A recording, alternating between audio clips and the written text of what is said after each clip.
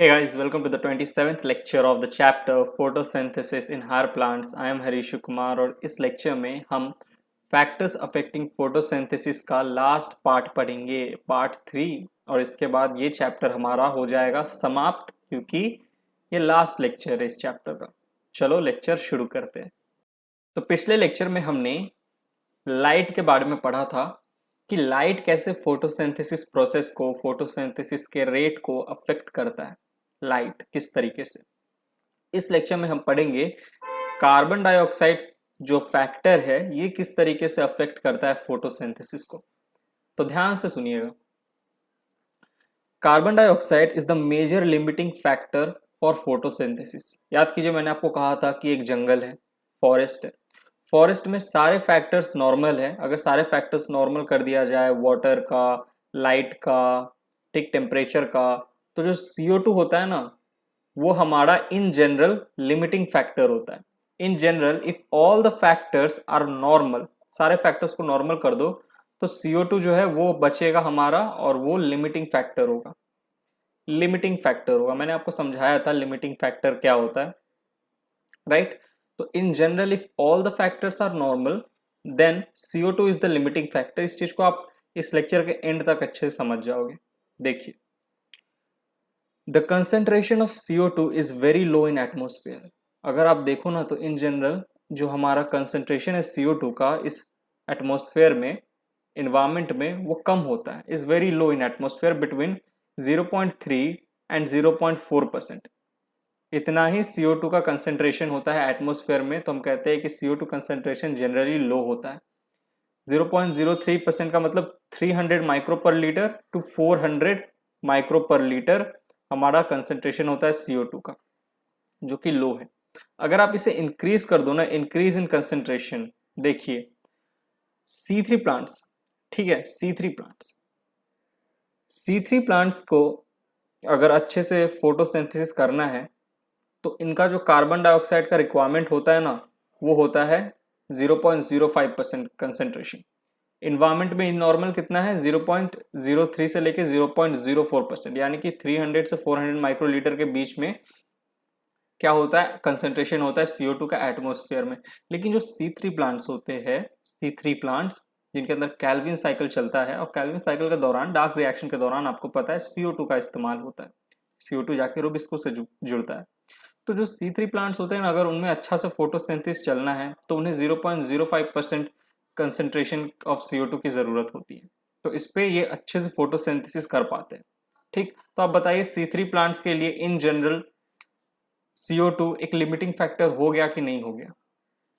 Minimal value पे रहता है हमेशा, CO2 का जो कंसेंट्रेशन रहता है 0.03 टू 0.04% रहता है। लेकिन C3 प्लांट के लिए ऑप्टिमम कितना चाहिए, ऐसा नहीं है कि इतने कंसेंट्रेशन पे ये फोटोसिंथेसिस नहीं करेंगे, करेंगे। 0.03% टू 0.04% अगर कंसेंट्रेशन है CO2 का एटमोस्फेयर में, तो उस पर भी ये C3 प्लांट अच्छे से फोटोसिंथेसिस करते हैं, पर अच्छे से नहीं करते। प्रोडक्शन कम हो जाता है। प्रोडक्शन जो होता है फोटोसिंथेसिस का, जो प्रोडक्शन होता है, कितना ग्लूकोज बनाया, कितना खाना बनाया, उस पर फर्क पड़ता है, ठीक। तो C3 प्लांट्स के लिए आप बताइए इन जनरल इन्वायरमेंट में CO2 एक लिमिटिंग फैक्टर हुआ कि नहीं हुआ। ऑब्वियसली हुआ कि C3 प्लांट को अगर अच्छा से फोटोसिंथेसिस करना है, एकदम अच्छा से, तो ऑप्टिमम CO2 की कंसेंट्रेशन कितनी जरूरी है, आप कहेंगे सर 500 माइक्रो पर लीटर, ठीक है। तो क्या 300 से 400 माइक्रो पर लीटर जो कि एटमोस्फेयर में इन जनरल CO2 का कंसेंट्रेशन होता है, उस पे C3 प्लांट फोटोसिंथेसिस नहीं करते, करते करते, लेकिन अच्छे से नहीं कर पाते। और अच्छे से करना है तो बढ़ाओ, ठीक। तो और अच्छा प्रोडक्शन होगा फोटोसिंथेसिस का, प्लांट और अच्छे से थ्राइव करेगा, सरवाइव करेगा, ग्रो करेगा, ठीक है। चलो, तो ये पढ़िए, ये जो हमारा स्टेटमेंट है इसे पढ़िए वापस से। The concentration of CO2 is very low in atmosphere between 0.03 and 0.04%। Increase in concentration up to 0.05% can cause an increase in CO2 fixation। तो CO2 फिक्सेशन का रेट बढ़ जाता है, एटमोस्फेयर में ज़्यादा कंसेंट्रेशन हो जाता है CO2 का, तो CO2 अच्छे से जाके डार्क रिएक्शन के समय रूबिस्को से जुड़ता है और अच्छे से फोटोसिंथेसिस का प्रोसेस चलता है। फोटोसिंथेसिस का प्रोडक्शन जो रहता है हाई रहता है, प्लांट अच्छे से ग्रो करता है C3 प्लांट, अच्छे से करता है। ऐसे तो करेगा ही, ऐसे तो फोटोसिंथेसिस करेगा 0.03 एंड 0.04 पे भी करेगा, ठीक। लेकिन अगर आप इसे 0.05% दे दो तो इनके लिए ऑप्टिमम है, इस पे और अच्छे से करते हैं फोटोसिंथेसिस।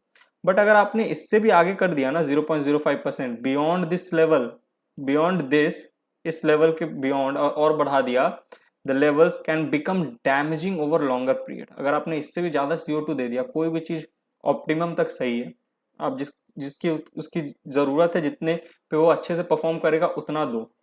कम दोगे तो परफॉर्म करेगा, जितनी उसकी रिक्वायरमेंट है उतना दोगे तो और अच्छे से परफॉर्म करेगा, ज्यादा दे दोगे तो दिक्कत है। अरे भाई तुम 2 रोटी खा के भी जी लोगे, 4 रोटी खाओगे तो और अच्छे से जियोगे कि हाँ चलो एंजॉय कर रहे हैं। लेकिन डेली में आपको 10-10 रोटी ठूसाओगे, ठूस ठूस ठूस, तबीयत खराब हो जाएगा, बीमार पड़ जाओगे। तो वही है C3 प्लांट के साथ, ठीक है। देखिए, ज्यादा और इससे भी ऊपर आपने बढ़ा दिया तो फोटोसिंथेसिस, अगर CO2 कंसेंट्रेशन इससे भी ऊपर कर दिया आपने, ठीक है, जो कि इनका ऑप्टिमम होता है, इससे भी ऊपर कर दोगे तो फोटोसिंथेसिस घट जाएगा, क्योंकि डैमेजिंग हो जाता है ये चीज। ज्यादा CO2 भी खराब है C3 प्लांट के लिए। सब कुछ ऑप्टिमम में चले तो बढ़िया है। देखो क्या होता है एक्चुअली में, जब कंसेंट्रेशन बढ़ जाता है ना, एट हाई CO2 कंसेंट्रेशन, जितना इसकी रिक्वायरमेंट है आपने उतना दिया, उससे ज्यादा कर बढ़ा दोगे तो देखो क्या होता है। जो प्लांट होता है ना, close there stomata and pH is disturb. Plant का जो स्टोमेटा है वो बंद हो जाता है, और जो पीएच होता है उस पर भी असर पड़ता है, डिस्टर्ब हो जाता है, जिसके कारण से ड्यू टू दिस, इसके कारण से, ड्यू टू दिस पीएच के डिस्टर्ब होने के कारण से acid level is high, acid level बढ़ जाता है, disturbing the enzymatic process. Enzymatic process के ऊपर बहुत ही बड़ा अफेक्ट पड़ता है, therefore disturbing the photosynthesis process. आपको पता है CO2 कब काम आने वाला है? डार्क रिएक्शन के समय, रूबिस्को से जाकर चिपकेगा। डार्क रिएक्शन में बहुत सारे एंजाइमेटिक प्रोसेस होते हैं, रूबिस्को एंजाइम ही तो है, ठीक, एंजाइम ही तो है। पेप्केस वो भी एक एंजाइम है, C4 प्लांट में आपने देखा है। तो एंजाइमेटिक प्रोसेस चलता है ज्यादातर कब? डार्क रिएक्शन के समय। और डार्क रिएक्शन के समय काम कौन आता है? CO2। और CO2 का कंसेंट्रेशन ऑप्टिमम तक आप दे रहे हो तो सब कुछ चंगा है, सब कुछ ठीक है। उससे ज्यादा अगर आप कर दे रहे हो तो क्या होगा? पीएच डिस्टर्ब हो जाएगा प्लांट का, स्टोमेटा बंद हो जाएगा उनका। इसके कारण से क्या, एसिड लेवल बढ़ जाता है। और एंजाइमेटिक प्रोसेस, आपको पता है एंजाइमेटिक जो एंजाइम जो होता है उसको पीएच अफेक्ट करता है। अगर आप पीएच को ऊपर नीचे कर दोगे तो एंजाइम पे असर पड़ता है। तो अगर पीएच को डिस्टर्ब कर दोगे तो एंजाइमेटिक प्रोसेस डिस्टर्ब हो जाएगा। एंजाइमेटिक प्रोसेस डिस्टर्ब हो गया तो भैया फोटोसिंथेसिस तो डिस्टर्ब हो ही जाएगा। तो कम में भी कर ही ले रहा है सर्वाइव। ऐसा नहीं है C3 प्लांट को 0.03 टू 0.04% वाले इन्वायरमेंट में ग्रो कराओगे तो नहीं करेगा, करेगा ग्रो। 0.05% CO2 कंसेंट्रेशन वाले इन्वायरमेंट में ग्रो कराओगे तो और अच्छे से करेगा, थ्राइव करेगा। लेकिन उससे भी ज्यादा दे दोगे, कुछ ज्यादा बोले ले और CO2 लेते रह जा, तो डैमेज हो जाएगा प्लांट, फोटोसिंथेसिस प्रोसेस डिस्टर्ब हो जाएगा, ठीक। चलिए अब आगे बढ़ते हैं, moving on to the next slide. अब सुनिए, the C3 and C4 plant response differently to CO2 concentration. दोनों अलग अलग तरीके से रिएक्ट करते हैं CO2 कंसेंट्रेशन के बेसिस पे, ठीक है। दोनों का अलग अलग एक रिस्पॉन्ड होता है, डिफरेंटली रिस्पॉन्ड करते हैं टू CO2 कंसेंट्रेशन। देखो अभी देखेंगे, अगले पॉइंट में ही देखेंगे।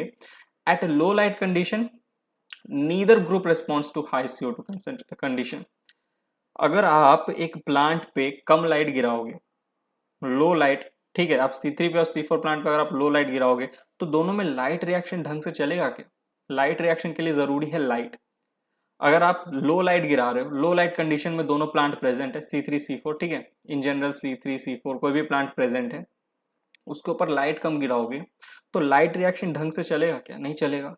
ATP और NADPH2 ढंग से बनेगा क्या? नहीं बनेगा। और हमें ये बात पता है कि फोटोसिंथेसिस के समय 2 प्रोसेस चलता है, लाइट रिएक्शन और डार्क रिएक्शन। लाइट रिएक्शन के समय लाइट का काम होता है और उससे ATP और NADPH2 बनता है, जो कि डार्क रिएक्शन में काम आता है, ठीक है। डार्क रिएक्शन में काम आता है C3 पाथवे C4 पाथवे के समय। जो डार्क रिएक्शन है C3 पाथवे C4 पाथवे के समय हमारा ये ATP और NADPH2 है, ये सब काम आता है, राइट, जो कि लाइट रिएक्शन के समय बना है। और डार्क रिएक्शन के समय ही CO2 को भी हम यूज करते हैं, CO2 को भी यूज किया जाता है। अब आप बताओ, लाइट रिएक्शन ही ढंग से नहीं चला, आपने प्लांट को लो लाइट कंडीशन में रखा है, लाइट रिएक्शन ही ढंग से नहीं चला, ATP NADPH2 ही ढंग से नहीं बना, तो डार्क रिएक्शन क्या ढंग से चलेगा? ATP NADPH2 ही नहीं होगा, प्रोडक्ट ही नहीं होगा जो कि जरूरी है, लाइट रिएक्शन का प्रोडक्ट जो कि डार्क रिएक्शन को चलाने के लिए जरूरी है, वो ATP NADPH2 ही ढंग से नहीं होगा तो डार्क रिएक्शन ढंग से नहीं चलेगा, तो CO2 प्लांट लेके क्या ही कर लेगा बताओ। तो at low light condition neither group response to high CO2 condition, कोई फायदा ही नहीं है यार, कितना भी CO2 दे दो अगर लाइट ही सही से नहीं मिल रही है। अब तो लाइट लिमिटिंग फैक्टर हो जाएगा ना, लाइट ही सही से नहीं दे रहे हो तुम, ठीक है। तो NADPH2 ATP ढंग से बनेंगे ही नहीं, और वो नहीं बनेंगे तो डार्क रिएक्शन कैसे चलेगा, और डार्क रिएक्शन के समय प्लांट को CO2 की जरूरत होती है, तो लाइट रिएक्शन नहीं चला सही से, ATP NADPH2 नहीं बना, तो डार्क रिएक्शन भी सही से नहीं चलेगा, तो प्लांट CO2 लेके क्या ही करेगा, ठीक है। तो neither group response to CO2 conditions at low light condition, ठीक। चलिए आगे। हाँ अब ये पॉइंट समझिए, एट हाई लाइट इंटेंसिटी जब आपने अच्छा खासा लाइट दिया, लो लाइट इंटेंसिटी में इंटेंसिटी पे तो दोनों ही प्लांट जो है response, neither group response to high CO2 condition, दोनों में से कोई रिस्पॉन्ड नहीं करता। लेकिन जब आपने सफिशियंट लाइट दे दिया, ठीक ठाक लाइट है, जब both C3 and C4 plant show increase in the rate of photosynthesis, दोनों में फोटोसिंथेसिस का रेट बढ़ जाएगा क्योंकि अब लाइट रिएक्शन अच्छे से होगा, आपने लाइट दे दिया। तो अब क्या होता है, what is important to note is that the C4 plant, ये जो C4 प्लांट है, show saturation at about 360 micro per litre. इसका मतलब ये है, सैचुरेशन का मतलब ये है कि जब लाइट अच्छे से आप दोगे प्लांट को तो लाइट रिएक्शन अच्छे से होगा, तो डार्क रिएक्शन भी अच्छे से होगा, तो डार्क रिएक्शन के लिए जरूरी है CO2। तो देखिए क्या होता है कि जो हमारा C3 प्लांट होता है ना, C4 प्लांट,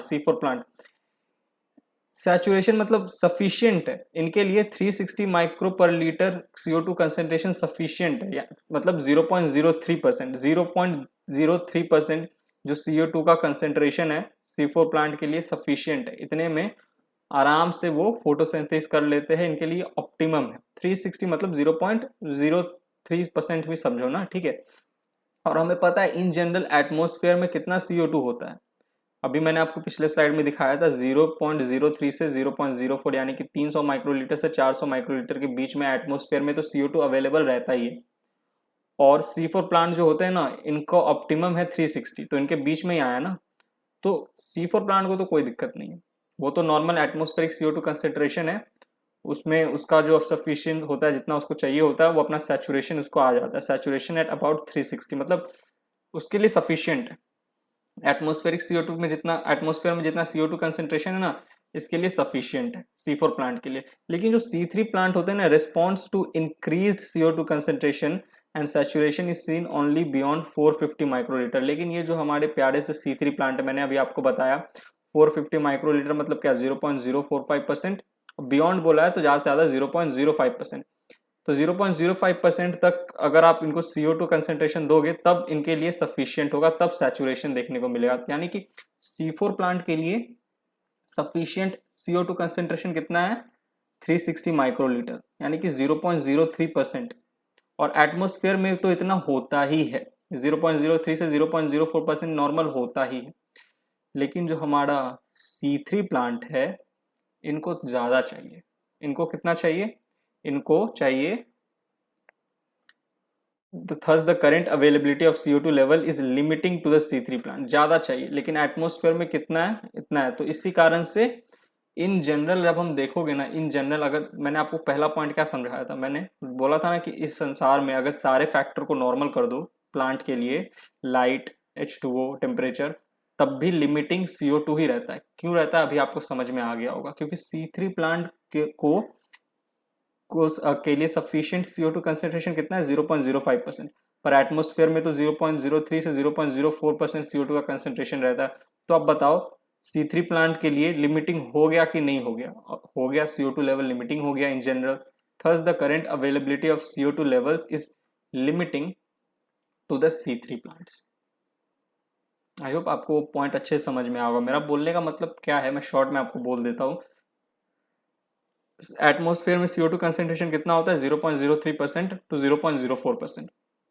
C4 को कितना चाहिए, जब हाई लाइट इंटेंसिटी पे फोटोसिंथेसिस अच्छे से चल रहा होता है तो C4 को कितना चाहिए सफिशिएंट CO2 कंसेंट्रेशन, 360 माइक्रोलीटर पर लीटर, यानी कि 0.03%। तो इतना तो एटमॉस्फेयर में है ही, तो C4 को कितना चाहिए, 0.03%, तो इतना तो एटमॉस्फेयर में है ही, तो सब चंगा सी। लेकिन C3 की जब हम बात करते हैं ना, C3 की, तो C3 in response to increased CO2 concentration, जब 0.05% दोगे ना, तब जाके ये सफिशियंट होगा, तब जाके सैचुरेशन देखने को मिलेगा आपको C3 प्लांट में। बट क्या इतना कंसेंट्रेशन एटमॉस्फेरिक CO2 में है? एटमॉस्फेरिक CO2 का है? नहीं, एटमॉस्फेरिक CO2 का तो 0.03 से 0.04 के बीच में। तो बताओ C3 प्लांट के लिए CO2 जो है ये एक लिमिटिंग फैक्टर हुआ कि नहीं हुआ? तो इसी तरीके से अगर आप सारे फैक्टर को नॉर्मल कर दोगे ना, तो भी आप देखोगे कि C3 प्लांट के लिए CO2 लेवल एक लिमिटिंग फैक्टर है। इसीलिए कहा जाता है कि इन जनरल CO2, क्योंकि इस जगह में C4 प्लांट भी है, C3 प्लांट भी है, तो इन जनरल आप कहा जाता है कि अगर आप सारे फैक्टर नॉर्मल कर दो तो प्लांट्स के लिए जो फैक्टर लिमिटिंग बचा वो हुआ CO2 की availability of CO2 level is limiting to C3 plants. ठीक, चलिए अब आगे बढ़ते हैं, moving on to the next slide. अब देखिए, the fact that C3 plants respond to higher CO2 concentration, जो कि अभी तक हमने सीखा, ठीक है, ये फैक्ट है, C3 प्लांट जो है वो हायर CO2 कंसेंट्रेशन पे रिस्पॉन्ड करता है, यानी कि अच्छे से ऑप्टिमम होता है higher CO2 concentration C3 plant के लिए, और अच्छे से वो फोटोसिंथेसिस कर पाता है।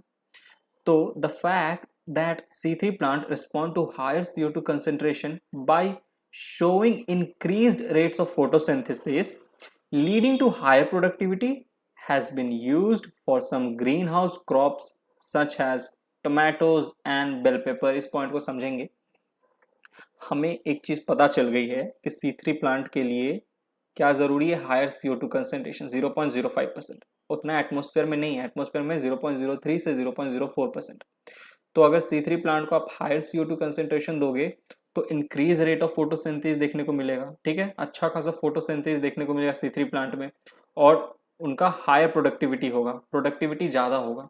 तो इसी के कारण से कुछ ग्रीन हाउस क्रॉप्स, जैसे कि ग्रीन हाउस में ना C3 प्लांट्स को हम ग्रीन हाउस क्रॉप्स कहते हैं। ग्रीन हाउस यानी कि देखो आपको पता है ग्रीन हाउस क्या होता है, देखो ऐसे ग्रीन हाउस होता है, सब बड़ा सा हाउस होता है, जिसके कारण हम क्या करते हैं, जिसके अंदर क्या करते हैं हम CO2 के कंसेंट्रेशन को ना मेंटेन रखते हैं, कितना, 0.05%, क्योंकि हमें पता है एटमॉस्फेयर में तो 0.03 टू 0.04 है, ठीक है, और इतने पे भी C3 प्लांट करेगा फोटोसिंथेसिस, बट उसका प्रोडक्टिविटी उतना ज़्यादा नहीं होता, उतने अच्छे से नहीं होता, होता है उतने अच्छे से नहीं होता।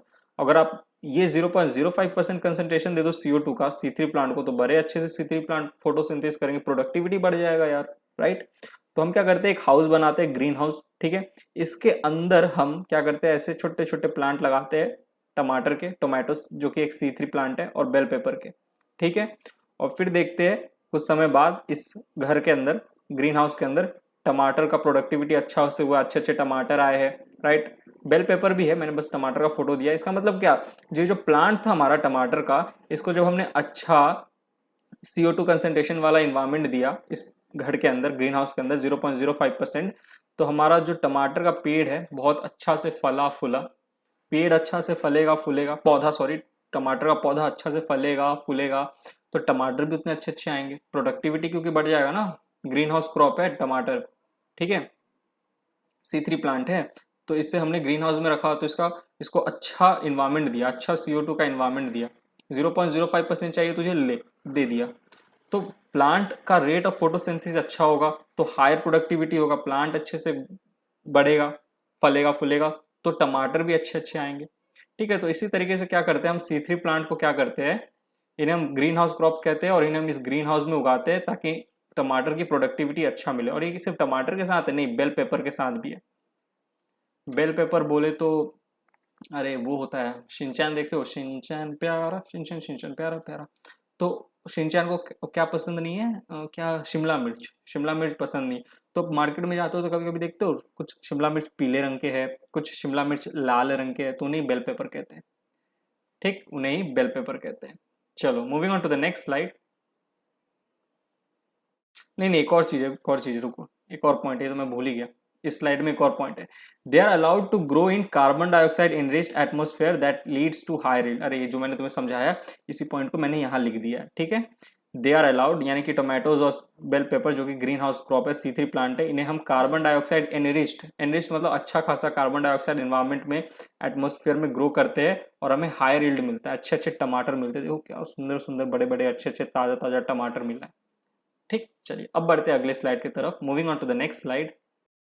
अब बात करते हैं टेम्परेचर की, कि कैसे टेम्परेचर जो है वो फोटोसिंथेसिस प्रोसेस को अफेक्ट करता है। तो एक बात मैंने आपको मैं बता के आया हूँ ऑलरेडी कि C3 प्लांट का जो ऑप्टिमम टेम्परेचर होता है वो होता है 20 से 25 डिग्री सेल्सियस के बीच में। C3 प्लांट के लिए ये टेम्परेचर जो है ऑप्टिमम है। इस टेम्परेचर पे C3 प्लांट मस्त फोटोसिंथेसिस करता है।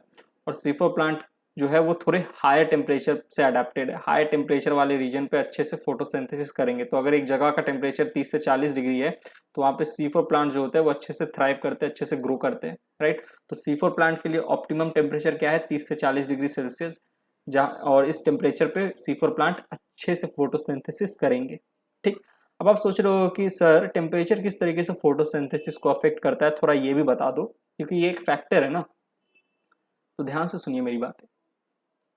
टेम्परेचर फोटोसिंथेसिस प्रोसेस को कैसे अफेक्ट करता है, टेम्परेचर एक्चुअली में अफेक्ट करता है एंजाइम्स को, जो कि ऑर्गेनिक कैटलिस्ट होते हैं, रिएक्शन को चलाने में मदद करते हैं एंजाइम।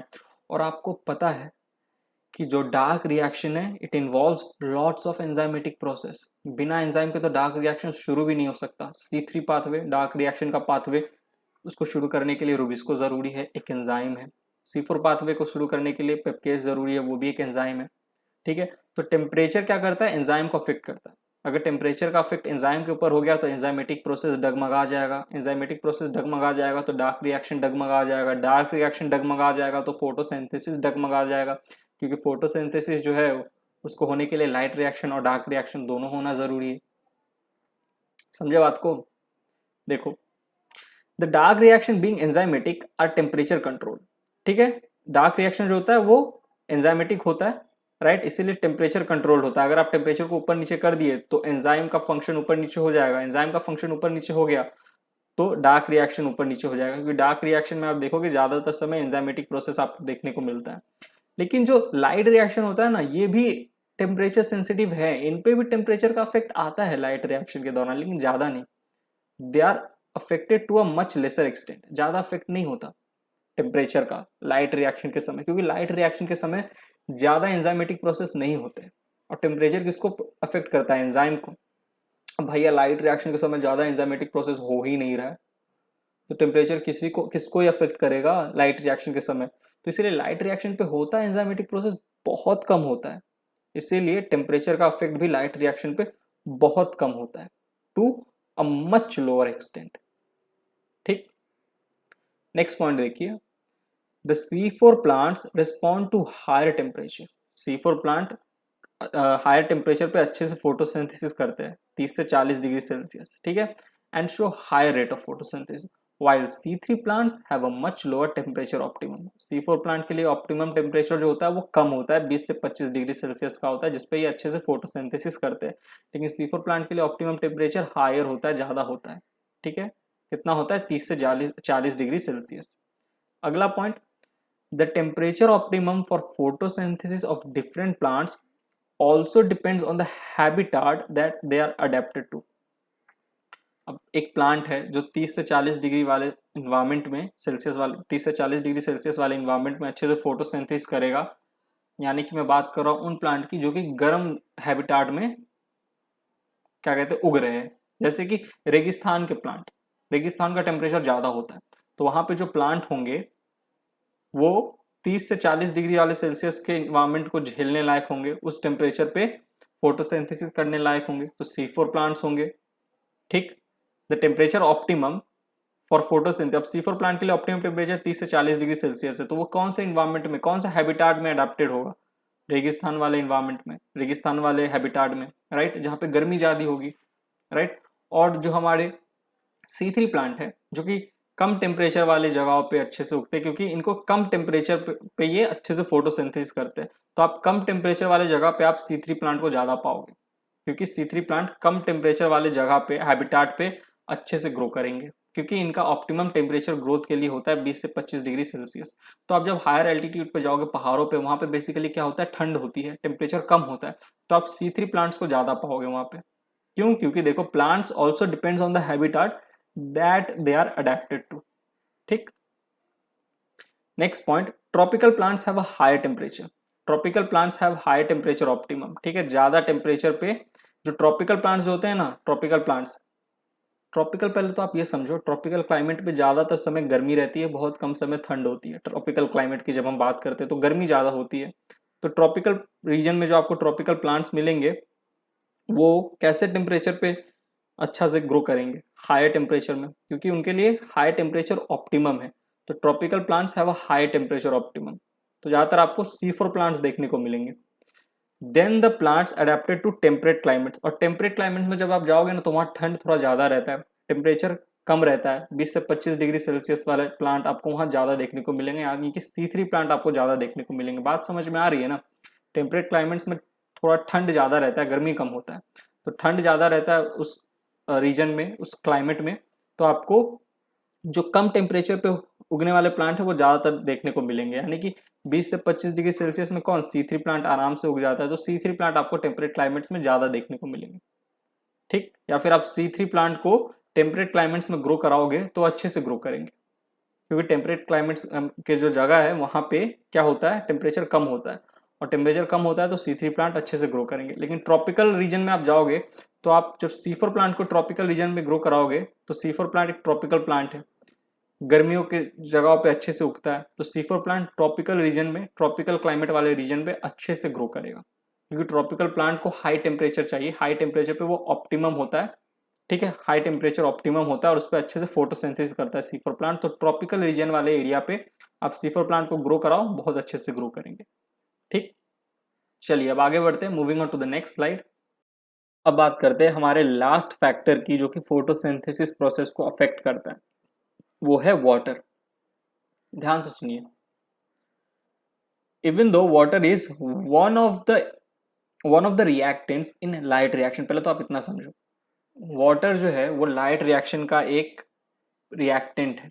आप याद कीजिए, क्लोरोफिल से जब इलेक्ट्रॉन निकल रहा था, ठीक है, क्लोरोफिल से जब इलेक्ट्रॉन निकल रहा था तो उस क्लोरोफिल की इलेक्ट्रॉन की भरपाई कौन कर रहा था? ये इलेक्ट्रॉन जाके फिर फोटोसिंथेसिस प्रोसेस करा रहा है, राइट, फोटोसिंथेसिस प्रोसेस करा रहा है। तो इस इलेक्ट्रॉन की जो कि क्लोरोफिल से निकला, इसकी भरपाई कौन कर रहा था? याद करो, H2O का ब्रेकडाउन, H2O का जब ब्रेकडाउन हो रहा था, वाटर का ब्रेकडाउन, तो वाटर का ब्रेकडाउन से इलेक्ट्रॉन निकल रहा था और ये इलेक्ट्रॉन जाके क्लोरोफिल के कमी को पूरा कर रहा था, क्योंकि क्लोरोफिल पे जब लाइट गिर रही थी लाइट रिएक्शन के दौरान, तो इससे इलेक्ट्रॉन निकल रहा था जो कि फोटोसिंथेसिस कराता है आगे जाके। और इस इलेक्ट्रॉन की कमी को पूरा कौन करता है? वाटर। वाटर का ब्रेकडाउन याद आया ना, फोटोलाइसिस, फोटो, सही से लिख देता हूँ, फोटोलाइसिस, राइट। तो इसीलिए यहाँ पे लिखा है क्या कि even though water is one of the reactants in light reaction, मतलब वाटर क्या है, एक तरह से रिएक्टेंट है, टूटता है, उसका ब्रेकडाउन होता है फोटोलाइसिस के दौरान और वो जाके क्लोरोफिल के इलेक्ट्रॉन की कमी को पूरा करता है ड्यूरिंग लाइट रिएक्शन। ठीक, इतना समझा।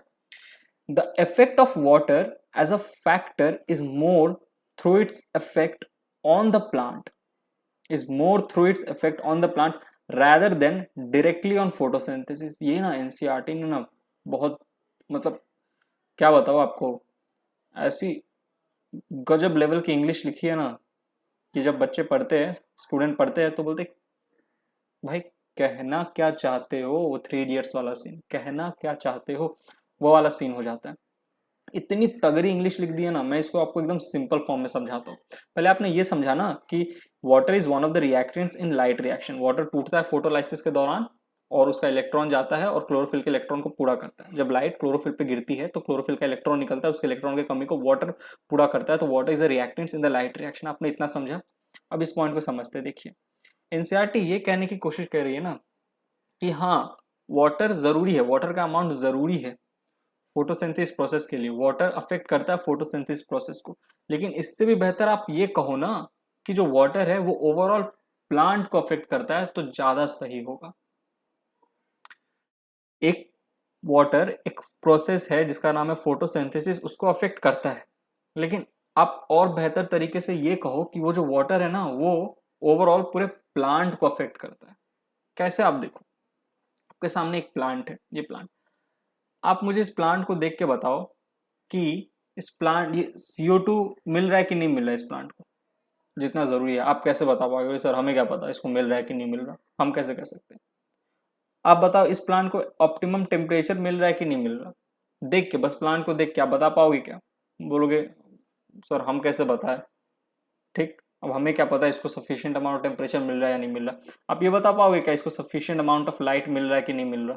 प्लांट रखा हुआ है आपके बालकनी में, आप जाके देखो और बताओ कि उसको sufficient amount of light, temperature, CO2 मिल रहा है कि नहीं मिल रहा। आप देखोगे प्लांट को, आप वैसे खुजलाओगे, बोलोगे ये हम कैसे बोल दे। लेकिन अगर मैं आपसे पूछूं कि बताओ इस प्लांट को सफिशिएंट वाटर मिल रहा है कि नहीं मिल रहा है प्लांट को, तो आप फट से बोल दोगे, अगर उस प्लांट के पत्ते की लीफ मुरझाई हुई होगी, तो लटक रही होगी, ऐसे पत्ता एकदम मुरझाया हुआ होगा, सूख रहा होगा, तो आप बोलोगे कि इसको पानी दे दे, पानी दे दे इसको, राइट। ऐसे आपने सुना है, माँ को कहते हुए सुना है कि इसको पानी दे दे, पानी की कमी है।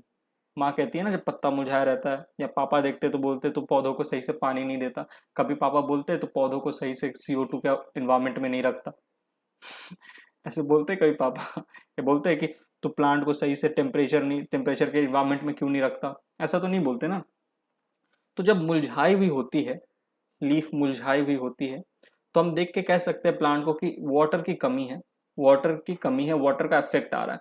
तो आप ये कहो ज़्यादा बेहतर होगा कि प्लांट को वाटर जो है वो ओवरऑल इफेक्ट करता है, प्रोसेस को तो करता ही है, फोटोसिंथेसिस प्रोसेस को करता है। अगर वाटर कम होगा तो क्लोरोफिल जो है क्या होगा, फोटो ऑक्सीडेशन हो जाएगा। याद करो, फोटो ऑक्सीडेशन, क्लोरोफिल से इलेक्ट्रॉन निकलता रहेगा, निकलता रहेगा, निकलता रहेगा, और अंदर प्रोसेस जो है क्या होगा, डगमगा जाएगा, क्योंकि वाटर है ही नहीं टूटने के लिए। तो वाटर टूट के ब्रेकडाउन होकर वो क्लोरोफिल के इलेक्ट्रॉन की कमी को कैसे पूरा करेगा, ठीक है। तो प्रोसेस के दौरान जरूरी है, फोटोसिंथेसिस प्रोसेस के दौरान वाटर, लेकिन आप ओवरऑल कहो कि प्लांट के लिए भी वाटर जरूरी है, क्योंकि आपको पता है जो प्लांट के जो सेल है उसका जो साइटोप्लाज्म है 70% वाटर का ही तो बना है, 70% वाटर का ही बना है।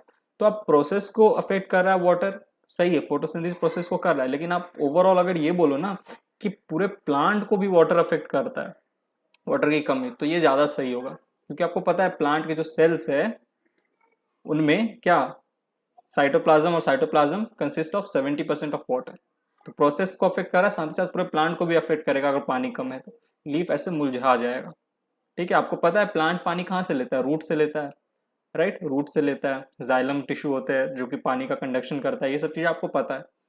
तो water affect photosynthesis process, but अगर आप ये कहो ना कि इट ओवरऑल डायरेक्टली अफेक्ट्स क्या कहते हैं प्लांट, तो ये ज़्यादा सही होगा। तो यही एनसीईआरटी अपने इस दो बड़े ही सॉलिड इंग्लिश वाले सेंटेंस के साथ, मतलब इस सेंटेंस के साथ, सॉलिड सेंटेंस के साथ हमें यही समझाना चाहता है, जो दो लाइनें हैं, ठीक। तो आई होप आपको ये चीज़ क्लियर हो गया होगा। अगली बार पढ़ोगे ना तो जो चीज़ मैंने आपको बोला ना हिंदी में अच्छे से एकदम, उसको लिख लो बगल में कहीं पे कॉपी वॉपी में, ठीक है। क्योंकि जब भी आप, मुझे पता है आप 2-3 महीने बाद ये लाइन पढ़ने बैठोगे ना, आप फिर बोलोगे कहना क्या चाहता है यार ये एनसीईआरटी। अब जिनकी इंग्लिश अच्छी है, बहुत अच्छी है, उनके लिए तो सब सही है, लेकिन जिनकी इंग्लिश मेरी तरह है, ठीक है, वो लिख ले, लिख लो, लिख लो, काम देगा। 2 महीने बाद जब रिवाइज करने बैठोगे ना तो ऐसे माथा नहीं खुजलाओगे, ठीक। चलिए next point, water stress causes the stomata to close, hence reducing the CO2 availability. Water stress, water की कमी, वाटर की कमी जब होती है ना तो स्टोमेटा जो होता है वो बंद हो जाता है, लीफ में जो स्टोमेटा है वो बंद हो जाते हैं। अब कैसे बंद हो जाते हैं ये हम पढ़ेंगे ट्रांसपोर्ट इन प्लांट्स वाले चैप्टर में, कि किस तरीके से वाटर का स्ट्रेस के कारण स्टोमेटा बंद हो जाता है। बट अभी के लिए इतना जान लो कि हो जाता है। Water stress causes stomata to close, hence reducing the CO2 availability. अब स्टोमेटा बंद हो जाएगा, गैसेस एक्सचेंज रुक जाएगा, तो CO2 कैसे आएगा अंदर, तो CO2 की कमी हो जाएगी, तो डार्क रिएक्शन कैसे चलेगा, डार्क रिएक्शन कैसे चलेगा, तो फोटोसिंथेसिस कैसे चलेगा, तो प्लांट का प्रोडक्टिविटी कम होगा ना, बोलो हाँ होगा, CO2 नहीं मिलेगा, स्टोमेटा बंद हो जाएगा वाटर स्ट्रेस के कारण, ठीक। Besides water stress also makes leaves wilt. अब भाई वाटर कमी है, वाटर का स्ट्रेस है, वाटर है, वाटर स्ट्रेस मतलब वाटर की कमी, तो क्या होगा, लीफ ऐसे झुल जाएंगे, विल्ट हो जाएंगे, मुड़ जाएंगे, मुरझा जाएंगे, ऐसे होता है ना लीफ, ऐसे पहले एकदम रिजिड थे, सॉलिड थे, तो मस्त वाटर था, ठीक है, वाटर ले रहा था प्लांट, एकदम रिजिड था। अब वाटर स्ट्रेस हो गया, ले लटक गया, ठीक, मुलझ गए, उलझा गए, तो क्या होता है, reducing the surface area of the leave.